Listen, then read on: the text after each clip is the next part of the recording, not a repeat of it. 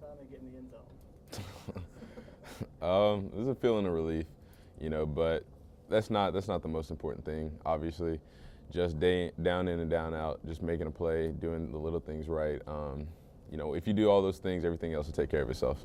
Winning a game like that, how much confidence going forward does that give you guys, knowing that you can, weather some adversity and still come out with a win? I think that was huge for all of phases of the game. We came out kind of slow. We made a lot of mistakes to begin the game, and we'll still learn from those. We'll look at those today, and we'll try to get those things corrected. But I think it was huge for our team to see that no matter what the scoreboard says, no matter what anything says, any circumstances in the game, we can really depend on each other, and we can overcome those kind of odds. You have meetings and stuff today, but no practice. Is that good? Is that a rest day? Does that really rejuvenate you a little? You think? Coach Saban thought that was best for us to have today with no practice, so we kind of just have to go about what he says. Right. He talked about. I'm sorry. In terms of your development, how important was being able to, as a freshman last year, ease into it and not be thrust into the starting role? Watch Derek, kind of in front of you. How important was that to now how you've performed as the starter this year? I think learning from those guys last year, Derek and Kenyon, I think it really helped me a lot this year as far as seeing how the game needed to be played. Everybody knows you have to run the ball, you have to block, you have to hold on to the ball, but there's so many little things that those guys taught me that I would have never even thought that I needed to know. Coming into this year, I really kept that with me, and I focus on it every single day, what those guys taught me as much as, what the coaches taught me. And just try to make sure that I carry that with me every game and, just hope for the best. Nick talked about in the post-game press conference about your 1-yard run, how tenacious it was there, how big it was at the end of the game to keep you going. Can you talk about that and then relation to you coming on this year when everybody was talking about Bo, and I know he's a buddy of yours and teammate, but you've kind of come on and not surprised people, that's probably not the right word, but kind of emerged, basically, you know what I'm saying? This is the last question. On that last play, I knew it was 3rd and 1. You just got to make that play. That's something that you take pride in, being a running back, and just you live for situations like that, 3rd and 1 to seal the game. And all I could think about was the team needed a play, and so that's all I wanted to do was make a play. Thanks, David. Brian, I got to ask, defensive lineman scoring touchdowns. You're not getting your opportunities. I know you helped that ball. No, it was good, man, for those two dudes. Well, John, I'm not happy for Payne because he just told me I can't talk to him until I score a touchdown. So when he talking about the run today, I'm just playing. Hey, but when you look at that, whether it's not them, turnovers happen in a game. It seems like the defensive guys understand what they have to do at that point to help another person get into the end zone off of a turnover. You guys seem to excel at that. Talk a little bit about that. That's what it's about. It's a team sport. As a defense, we're all close, especially we're with each other every day, day in and out, grinding. We go through the grind together, mostly with us guys. So, when something like that happens, we're all happy for each other. We're going to do whatever we can do to help our guys have success, score, get on the phone or anything like that. How was you guys work on that in practice, particularly on these interceptions that you guys are bringing back for touchdowns? There's some really good downfield blocking from the defense. You guys practice that a lot. Oh, man, it's the oldest drill in football, man. Well, I don't know what the name, coach throw the ball, everybody break on the ball, we turn to the sideline and run down the numbers. What was going through your head when Jonathan was running that back, I guess? Did you think he was going to make it? And then what's it like on the sidelines after a touchdown like that? I was actually on the sideline. I had just came off the field, and I looked up and saw it. And I looked on the field to see, damn, that's John.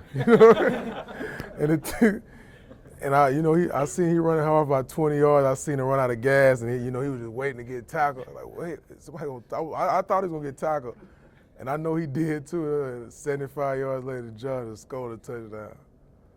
Dang. Have you ever envisioned your moment like that? Have you ever, dreamt of that moment, envisioned what it would be for you? Yeah, it'd be a lot quicker than that. How Yeah, I was tired at that, but I didn't cramp up or nothing like that. But I was definitely tired.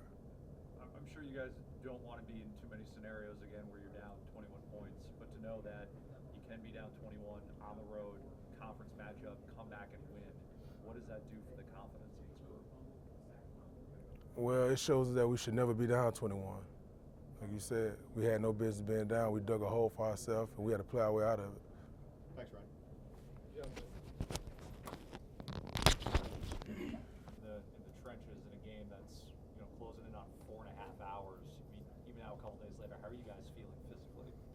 Like right now or after the game? I guess right now you've had a little time to recover. Yeah, I feel really good. Just moving on to the next week and getting ready for Kent State and going and playing out that game. So. How nice is it to have today off then from a full practice? Oh, it's very nice. It's the first time we had off in a while. So. The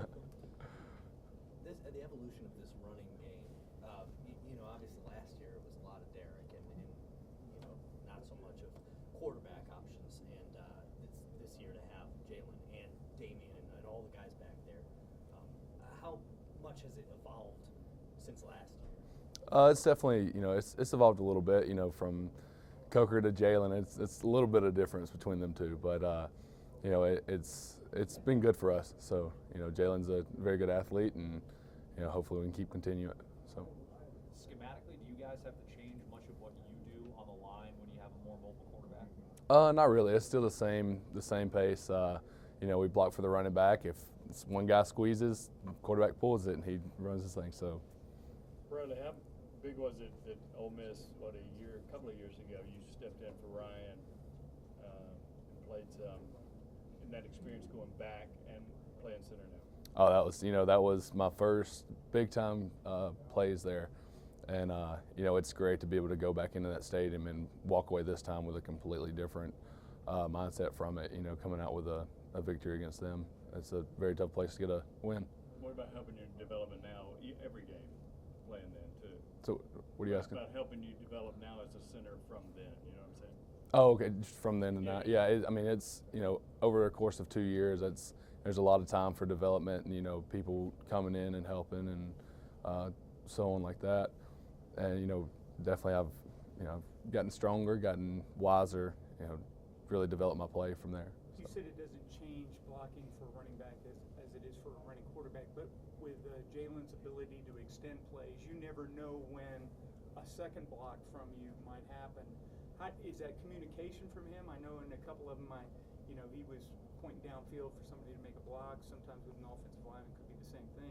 Talk a little bit about that extending plays means a second block or a third block sometimes for a line. Yeah, it's always you go into the whistle blows. So, whether that's finish your guy to the ground or coming off and going to make another block, you're always hustling to the ball and getting ready for the next play.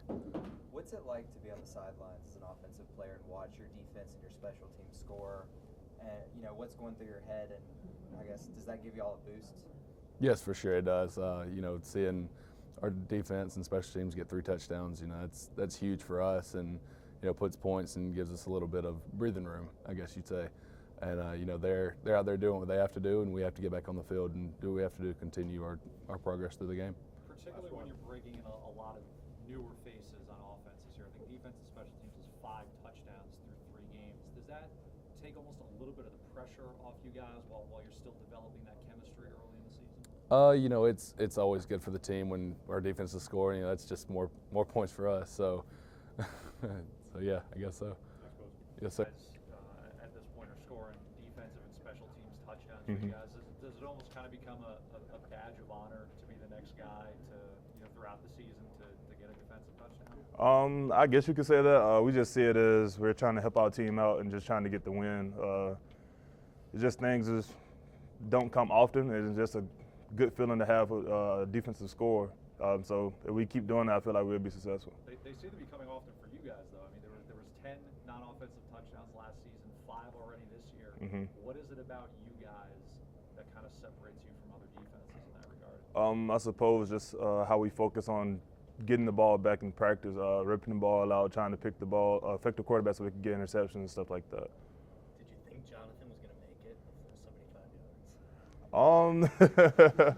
That's a good question. When we were running, I just saw how gassed he was like halfway through, and I was just hoping he was making it. He looked like he was going to make it, then all of a sudden, none of us looked back, and one person just came out of nowhere and was tackling him into the end zone. But I'm glad he made it. Have you guys seen the Leon Lett play against the Bills? I think it was like 1993 Super Bowl where Lett's taking one all the way back and it gets knocked out at the very last second. Oh yeah, we've seen that. We used to preach about when you get a turnover, ball security is key, because if you get a turnover and run 99 yards and don't make the last yard and they rip the ball off and get the ball back, it's still their ball. So we focus on ball security after we get the ball out. Getting today off, it was an exhausting long game against Ole Miss. And, do you feel like physically this will help you to have today off from practice? Yes, I feel like it'll help us out physically because, as you saw, it was a long, tough game, and a lot of people got banged up and stuff. So I feel like it's going to help us recover physically a lot to have this day off. Coming back the way you guys did on the road, what did you learn about yourselves as a team? We learned that we need to work harder. We need to execute better. Last couple of weeks we haven't executed everything like we wanted to. So we're going to come into practice this week more focused and just with better preparation.